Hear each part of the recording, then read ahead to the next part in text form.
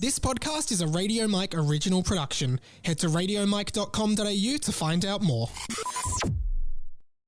This episode of Harry Potter and the Boys is brought to you by Radio Mike on Patreon and the 20th Century Boy podcast. Head to patreon.com/Radio Mike and for as little as $1 a month, get a bonus podcast every week. And search 20th Century Boy on your favorite podcast app to hear more from me every week. 50 years after the final Harry Potter book, Harry Potter is now headmaster of Hogwarts, ready to usher in a brand new generation of witches and wizards.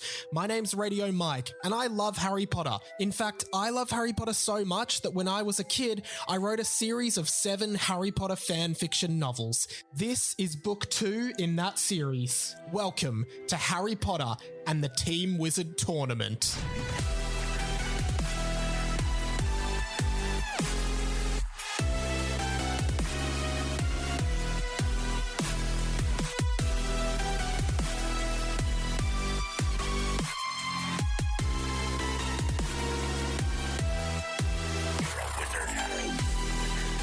Hello, Hamoras everyone. Welcome to another edition of Harry Potter and the Boys, our post. This is a little bonus podcast for your magical ears that trying to do every week for the show. Basically just to read out all your listener emails that come through various different means, whether it's radiomikepod@gmail.com, the best way to get in touch, or on my Instagram, radio.mike, or the contact form at radiomike.com.au. You can always get in touch there. Guys, huge week, great episode last week with Sam again. Had a really good time chatting to him where we learnt about poo powder, the brand new alternative to flu powder. This is the first time in the series. Who knows if it will appear again. If you enjoy this podcast, one thing I'd like to ask you for you to support it more, patreon.com/radiomike, of course, but I did want to say, if you like it, share it around with your mates. Pop it in the group chat and be like, hey, this guy does this amazing podcast where he reads Harry Potter fan fiction that he wrote when he was 13 years old, and it is objectively hilarious. You need to listen so we can discuss it. I want people discussing this podcast in the group chat. For example, Sammy Garlep's friend, Sammy obviously is on the show, but some of his friends listen, and he sent me this screenshot from Joanna. Thank you for listening, Joanna. 100 points, this is what she says, 100 points to Sam for getting a Melissa Shoots Trey reference into a Harry Potter podcast. The best. I believe this is a reference to how Sam made reference to the OC, the character Marissa, who is played by Misha Barton, who apparently shoots a character called Trey. That means nothing to me, but to all the OC fans, it actually does matter. Really appreciate you Joanna. Really appreciating you listening, sorry. Benjamin Smith has written into the show, hey Radio Mike. He spelt Mike with about 10 I's and 15 exclamation marks. I am a huge fan. I listened to the whole thing in 3 days and it is so awesome. Then, and Ben, sorry, I might just pause. You write, ironically, like how I write in Harry Potter and the Boys, which makes me think that you may be 13 years old. Your email address is also from a school email, so that kind of helps my theory a little bit. It is so awesome. You should read the other book you made about the science fiction superheroes. I did at some point, I think it was on Ryan Shelton's episode, when I was in, I think, year 9, I wrote a science fiction superhero book called Wave City, which was basically just about a group of high school kids who got superpowers. And it was actually pretty good. Like, I would like to at some point do that.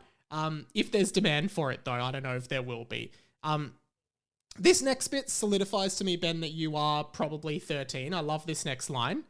A great guest you need to get on the show is Stephen Fry. Now, Stephen Fry, you know, he narrated the audiobooks of Harry Potter, all the Harry Potters. He's a very famous man, a very learned man, and I sincerely doubt, in any case, no matter how hard I try, he will ever come on this podcast. I would love to have him on the podcast, but I have sincere doubts that he would ever come on, unfortunately, Ben, but thank you. P.S. You said in the podcast that Harry did not cast a spell in the first book, but he made the glass disappear at the zoo. Now, I get what you mean, but he wasn't casting a spell in that case. He was just doing uncontrolled magic. Uncontrolled underage magic as well.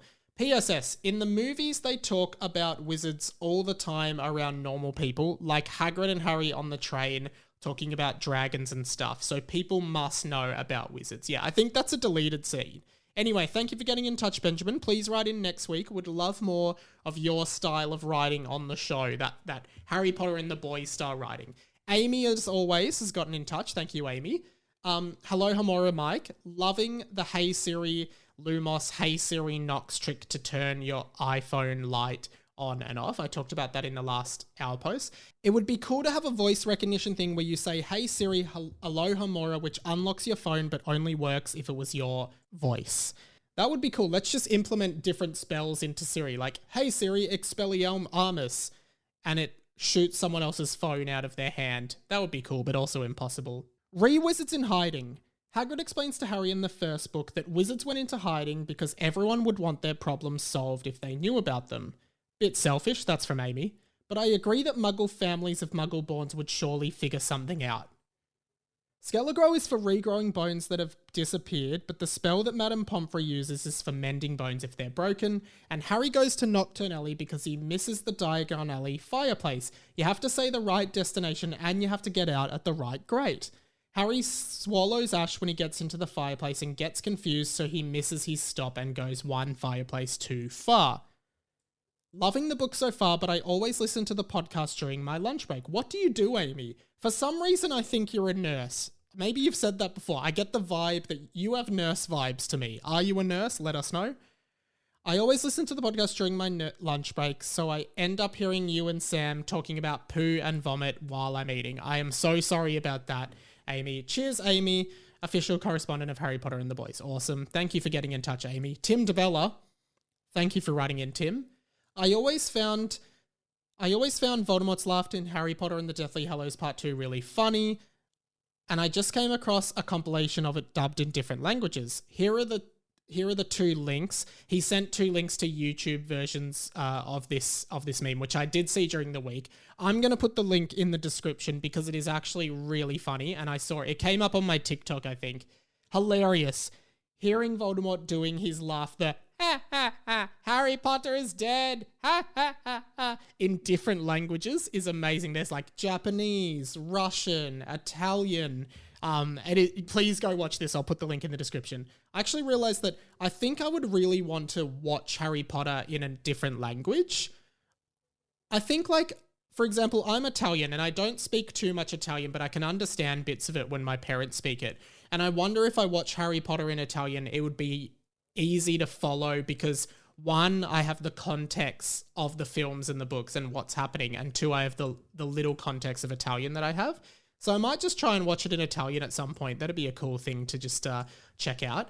They say that, like, when you are learning a new language, a good way to practice is to read a book that you've read in English in the language that you're learning. So if you were trying to learn Italian, you'd go and try and read Harry Potter in Italian because you're familiar with the source material and would be easier for you to pick up the language and what's going on and learn new words. Anyway, Hamish Lloyd, first contribution, welcome. So he's actually just said, I saw on your Owl Post episode that you can turn your phone on using Hey Siri Lumos, but you can also turn it off using Hey Siri Knox. Yeah, amazing trick. Love it. Thank you for writing in, Hamish. Please write in again sometime. It would be fantastic to continue hearing from you and anyone else. Remember, radiomikepod@gmail.com. Send something in, guys. Also got a message in this week from Ethan Rushok, who wrote on behalf of both of my podcasts, 20th Century Boy and this one. Hey man, I listened to the first few episodes of your Harry Potter podcast and I am loving it, which is awesome to hear. Thank you so much, Ethan. You are a Patreon of mine, so very, very much appreciate your feedback as always. I love people sharing this podcast around, so please do, and please write in, etc. As well as that, over on the Discord, and feel free to jump in the Discord to talk to other people who listen to this podcast, which is a fun thing to do, I assume. Gannon is a regular contributor. Like Amy, he always tries to answer question. He says, apparition is also something learned at like 6th year. Flue powder is definitely one of those things that's like, well, ancient wizards went to the effort of connecting chimneys with magic, we may as well use it. Also, I think I've said it before, but spells and magic all seem to have a verbal, somatic, material, and in case of Flue, intent. I think Harry got Diagon Alley right enough, but I was also just unsure intent was off. So the magic also worked, but shot him to the next chimney over. Kind of the same thing that Amy said, so similar logic there. He also says, I do love the history of Songbook, and I'm looking forward to how Mr. Charger is explained being back as a teacher. So, of course, that is a reference to the textbook the boys have to buy, History of Song, which implies Mr. Charger because he was in the choir at the school. I will tease that the new episode that is out this Thursday, the title of the chapter is Chapter 4, Mr. Mooney's Shop of Dark Magic. Sammy joins me again. Here's the blurb. I'll read out the little blurb. The boys realize they've accidentally poo-powdered into Mr. Mooney's Shop of Dark Magic in Nocturne Alley, in a story beat that is a shameless copy of what happened in the actual Harry Potter books. But when a familiar face enters the store, the boys begin to uncover a horrible and stupid scheme. So that is the next chapter. Get a little bit excited for that. I really like this one. I think it's one of the best ones so far. The book's really coming along very, very well. No huge Harry Potter news this week, but that's okay. We can't expect there to be Harry Potter news, big Harry Potter news every week. But an article did catch my attention this week. This one is from digitalspy.com, and Robert Pattinson is currently doing a bit of press for his upcoming role in The Batman as the titular superhero. Very big role for him. And obviously he is well known for his role in Harry Potter and the Goblet of Fire as Cedric Diggory. He did a great job as Cedric. I think he's one of the standouts in that film. Great actor who's been in a lot of stuff. I guess from time to time when he's doing press, maybe Harry Potter comes up because it's so big. Here's the article. The Batman is out next month, and it's Robert Pattinson's third major franchise following his roles as Edward Cullen in Twilight and Cedric Diggory in Harry Potter and the Goblet of Fire.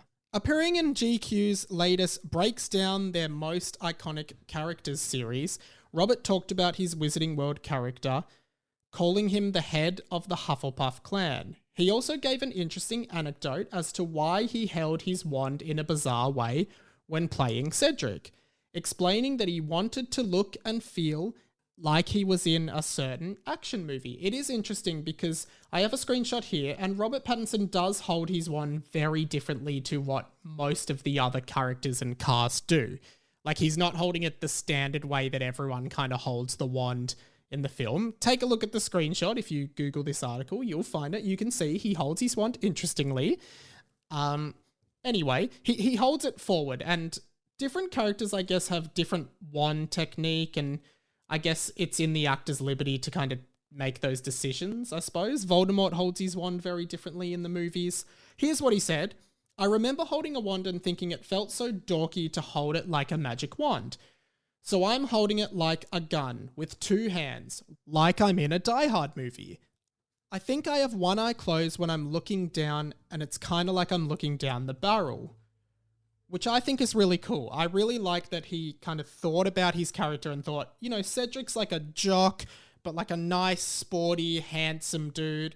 But he's really confident. He's a confident wizard. His dad talks him up so much, and like it goes into his character that he'd, you know, hold his wand really cool and not like lame like Harry, who had never held a wand before. I like that. I think it's cool. I'd love to hear more from different actors. He goes on.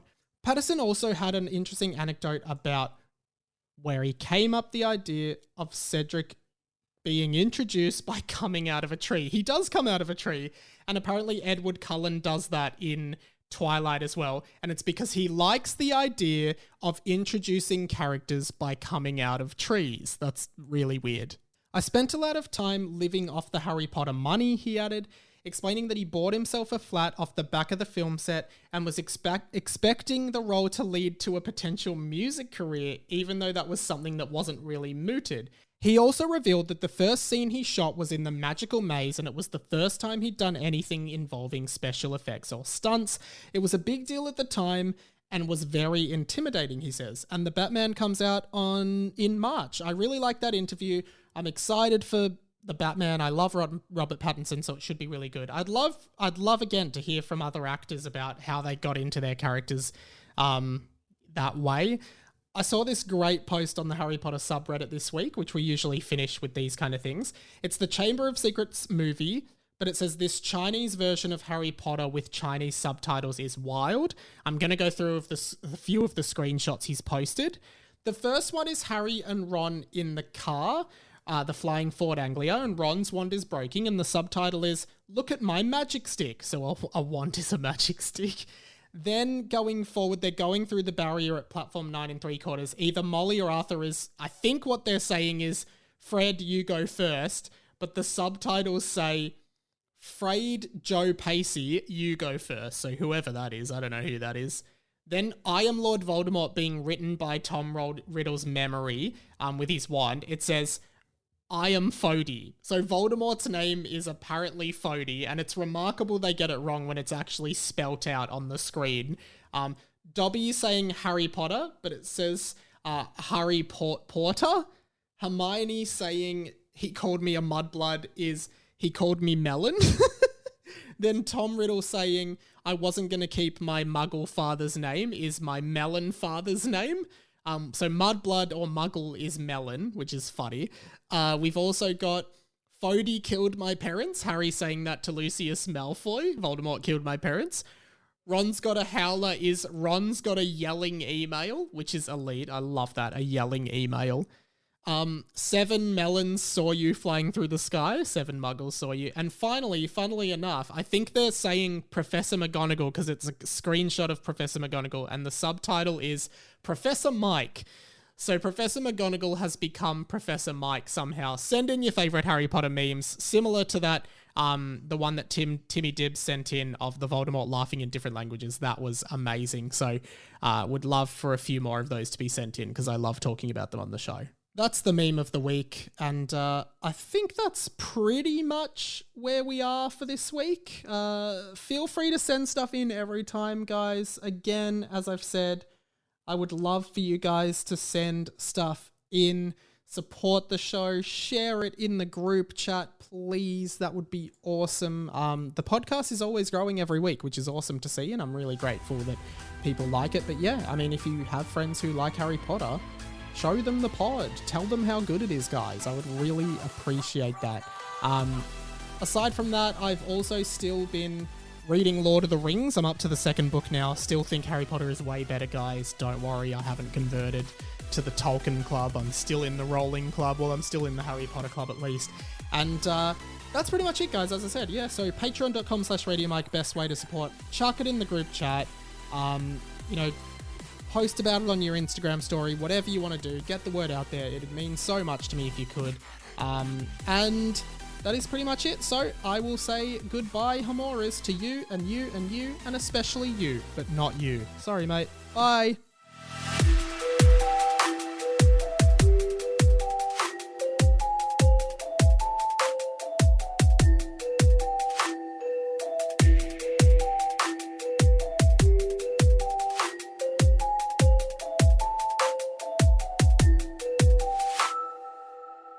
This episode of Harry Potter and the Boys was brought to you by Radio Mike on Patreon and the 20th Century Boy podcast. For as little as $1 a month, get a bonus podcast every week at patreon.com/Radio Mike.